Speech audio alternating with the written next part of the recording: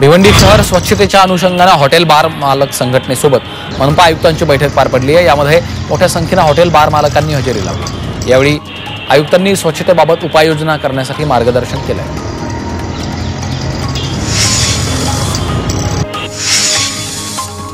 राज्यातील विविध सरकारी महाविद्यालय आणि रुग्णालयांमध्ये भेसळयुक्त औषधांचा पुरवठा होत असल्याच्या घटनांचे पडसाद विधानसभेत उमटले। या प्रकरणी संबंधित अधिकाऱ्यांसह दोषी कंपन्यांवर कारवाई करण्याची घोषणा आबिटकर यांनी केली। दरम्यान आरोग्यमंत्र्यांच्या उत्तरावर समाधान न झालेल्या विरोधकांनी सभात्याग केलाय। कल्याण लोकसभा मतदारसंघात खासदार डॉक्टर श्रीकांत शिंदे जनता दरबार आयोजित केला होता। या दरबाराला नागरिकांचा चांगला प्रतिसाद मिळाला। मोठ्या प्रमाणात नागरिकांनी गर्दी केली होती। त्यावेळी नागरिकांनी विविध समस्या, प्रभागातील सुविधांची कमतरता आणि रखडलेल्या प्रकल्पांविषयी निवेदन दिले।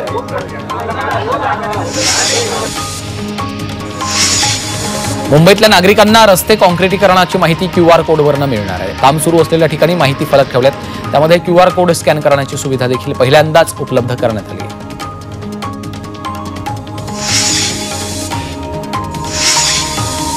MBA प्रवेश CET साठी 1.5 लाखांहून अधिक अर्ज आले। गेल्या वर्षीच्या तुलनेत यंदा नोंदणीमध्ये वाढ झाली आहे। MBA साठी 1 ते 3 एप्रिल दरम्यान परीक्षा होणार आहेत, तर MCA ची परीक्षा 23 मार्चला होणार आहे।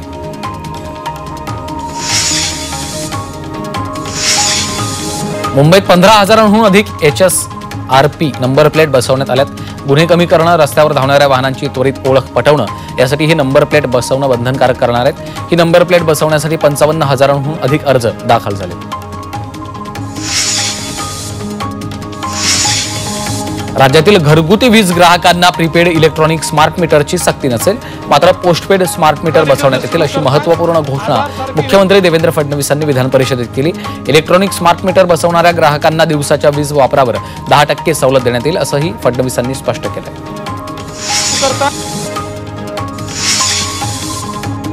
मुंबईमध्ये बाईक टॅक्सीला परिवहन मंत्रालयाची मंजुरी मिळाली आहे। लवकरच बाईक टॅक्सी सुरू होईल। परिवहन मंत्री प्रताप सरनाईक यांनी मोठा निर्णय घेतलाय। मुंबईतील वाहतूक कोंडीच्या त्रासातून प्रवाशांना दिलासा मिळणार आहे।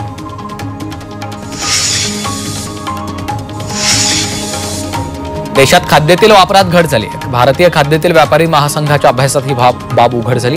देशात खाद्यतेल आयातीमध्ये घट झालेली आहे। साठा देखील कमी झाला तरी देखील तेलाचे भाव स्थिर आहेत। वापर घटल्यानं भाव नियंत्रणात राहिल्याचं स्पष्ट झालं।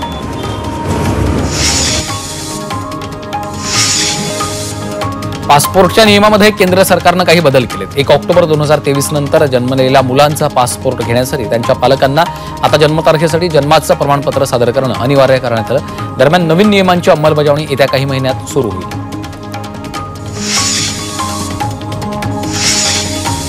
अंमली पदार्थांची तस्करी हा गंभीर गुन्हा असून अंमली पदार्थांचं व्यसन हा देखील एक प्रकारे साथरोग असल्याची टिप्पणी मुंबई उच्च न्यायालयाने केली आहे। अंमली पदार्थ बाळगल्याप्रकरणी अटकेत असलेल्या 4 जणांना जामीन मंजूर करताना हायकोर्टानं हे निरीक्षण नोंदवलंय।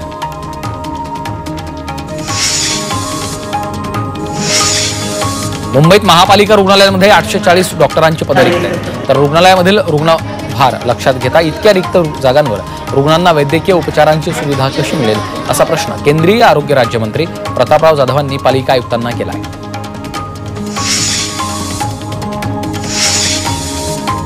1980च्या बोफोर्स घोटाळ्याची माहिती भारतीय यंत्रणांना मिळणार आहे। खासगी अन्वेषक मायकेल हर्षमन यांच्याकडनं माहिती मागवण्यासाठी CBIनं अमेरिकेला विनंती पाठवलेली आहे। 64 कोटींच्या घोटाळ्याचा तपास तत्कालीन काँग्रेस सरकारनं खोळंबून ठेवल्याचा आरोप हर्षमन यांनी केला आहे।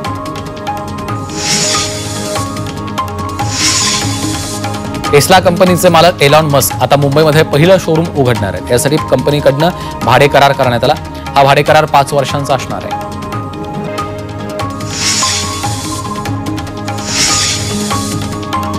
आघाडीचे जागतिक संपत्ती केंद्र म्हणून उदयास येत असलेल्या भारतात सध्या 85,698 अतिश्रीमंत व्यक्तींचा समावेश आहे। जागतिक स्तरावर अमेरिका, चीन आणि जपान नंतर सर्वाधिक श्रीमंतांची संख्या भारतात आहे, असं नाईट फ्रँकच्या ताज्या अहवालाचं निरीक्षण आहे।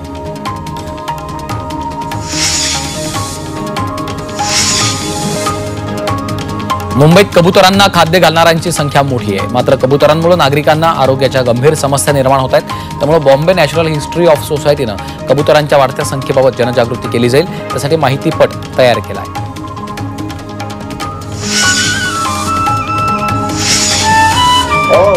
जब ये खत्म हुआ पालघरच्या विक्रमगड इथं रोटरी क्लब ऑफ बॉम्बे तर्फे प्रौढ साक्षरता पदवी प्रदान सोहळा पार पडलाय। रोटरीनं आतापर्यंत या कार्यक्रमाद्वारे 375 प्रेरिका आणि 15,000 अक्षर साथींच्या मदतीनं निरक्षरांना साक्षर करण्याचं मोठं शैक्षणिक कार्य केलं। यावेळी 2027 पर्यंत पूर्ण पालघर जिल्हा साक्षर करण्याचा संकल्प रोटरीकडून करण्यात आलाय। गुजरातमधील वंताराप्रमाणे महाराष्ट्रात खासगी धर्तीवर प्राणी संग्रहालय उभारण्यासाठी राज्य सरकार आग्रही आहे, अशी माहिती वनमंत्री गणेश नाईकांनी दिली। यासाठी केंद्र सरकारनं परवानगी द्यावी म्हणून केंद्राकडे पत्रव्यवहार करण्यात आल्याची माहिती त्यांनी दिली आहे। कडाक्याच्या उन्हामुळे लिंबूच्या दरात वाढ झाली आहे। किरकोळ बाजारात एका लहान लिंबूसाठी 5 तर मोठ्या लिंबूसाठी 10 रुपये मोजावे लागत आहेत। गेल्या काही दिवसांपासून उष्णता वाढायला सुरुवात झाली आहे, त्यामुळे लिंबू सरबताला अधिक मागणी आहे।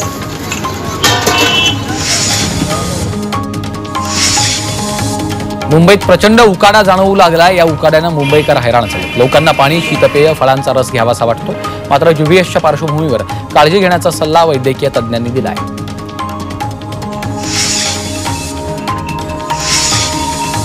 भिवंडी, शहापूर आणि कल्याण ग्रामीण भागात उन्हाचा पारा चढलाय। ग्रामीण भागात 43 डिग्री सेल्सिअस तापमानाची नोंद झाली आहे, त्यामुळे नागरिक, चाकरमानी आणि शालेय विद्यार्थ्यांना उकाड्यानं ग्रासलं। याचा नागरिकांच्या आरोग्यावर परिणाम होतोय।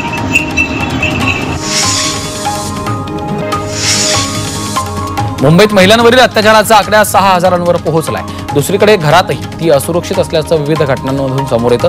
ओळखीच्या जवळच्या व्यक्तींकडून अत्याचाराच्या सर्वाधिक घटनांचा यामध्ये समावेश आहे। जानेवारी महिन्यात महिला अत्याचाराच्या संबंधित 622 गुन्हे नोंद असून त्यापैकी 447 गुन्ह्यांची उकल करण्यात आली आहे।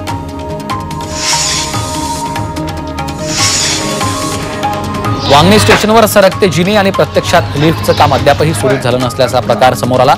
प्रशासनानं 28 फेब्रुवारीपर्यंत हे काम पूर्ण होईल असं आश्वासन दिलं होतं, त्यामुळे प्रवाशांनी नाराजी व्यक्त केली आहे।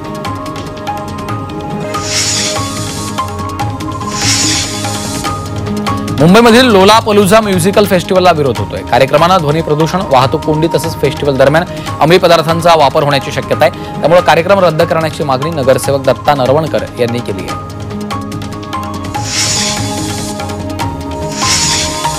राष्ट्रीय वस्त्रोद्योग महामंडळातील 17,000 कर्मचारी 6 महिन्यांपासून पगाराविना काम करत आहेत। मुंबईसह राज्यातील 5,000 कर्मचाऱ्यांचा त्यात समावेश आहे। पगाराच्या मागणीसाठी या कर्मचाऱ्यांनी लेखणी बंद आंदोलन सुरू केलं आहे।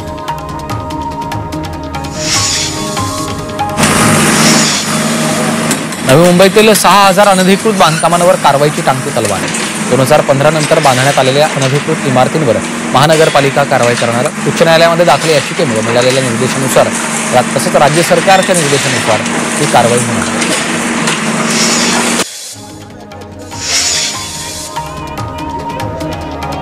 ऐन होळीच्या सणात एसटी कर्मचारी संपावर जाण्याची शक्यता आहे। प्रलंबित मागण्या मान्य न झाल्यास कर्मचाऱ्यांनी आंदोलनाचा इशारा दिलाय। सर्वच एसटी कर्मचारी संपावर जाण्याची शक्यता आहे। 53% महागाई भत्ता देण्याची मागणी एसटी कर्मचाऱ्यांनी केली।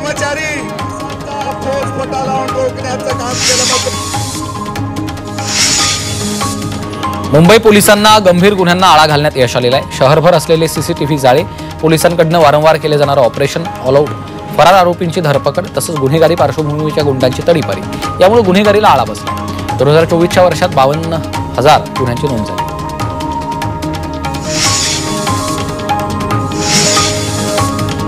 मुंबईमध्ये अनधिकृत फेरीवाल्यांचा प्रश्न ऐरणीवर असतानाच कारवाई टाळण्यासाठी पोलीस त्यांच्याकडनं चिरीमिरी घेत असल्याचा धक्कादायक प्रकार समोर आला। फेरीवाल्यांकडनं पोलीस पैसे स्वीकारतायत असा व्हिडिओ समाज माध्यमांवर व्हायरल झाला। दरम्यान धारावी पोलीस ठाण्यातील 4 पोलिसांना सेवेतून निलंबित करण्यात आले।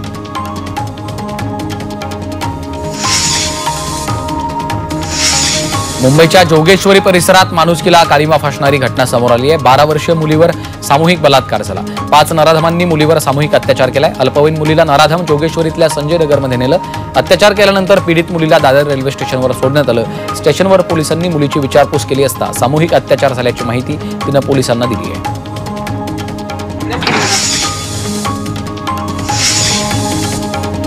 मुंबई हायकोर्टानं पोलीस प्रशासनाला फटकारलंय। दररोज सायबर गुन्ह्यांविषयी जनजागृती करणारे संदेश मोबाईलवर ऐकायला मिळतात, मात्र ऐन अडचणीच्या वेळी सायबर हेल्पलाईन नंबरवरनं मदतच मिळणार नसेल तर त्या टोल फ्री नंबरचा उपयोग काय, अशा शब्दात न्यायालयानं सुनावलंय।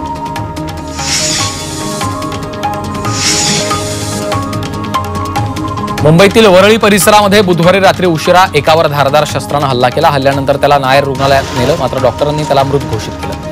पोलीस हत्येमागील आरोपीचा शोध घेत आहेत.